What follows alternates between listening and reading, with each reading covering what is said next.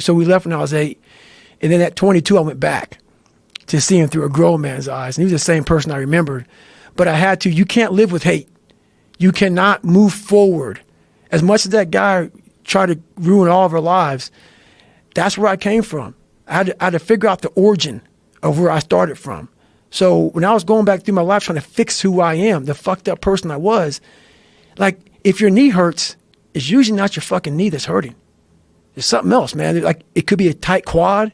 It could be the right leg if it's the left leg. You got to find out the origin of where all this shit began. And it was him.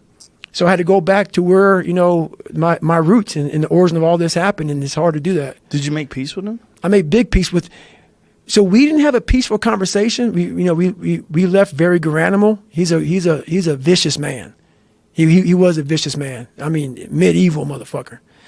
So I had become a medieval motherfucker at that time. I was 22 and I was the big boy, and so I was no longer the guy who was afraid. It was not like, hey, I want to kill you type of shit.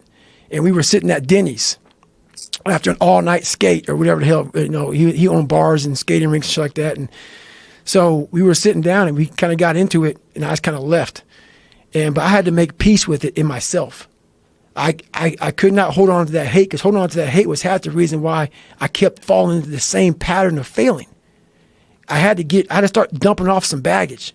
I had to start figuring out me through him. And that's all he was there for. He was the origin. I had to figure him out, figure out why he was so evil to my mom, to me, my brother. And I had to start studying him. Like, a lot of people have situations where someone does something and we all attack that person, like on the media. If someone does something wrong, everybody now is fucking perfect. And we now judge this guy. I don't judge him.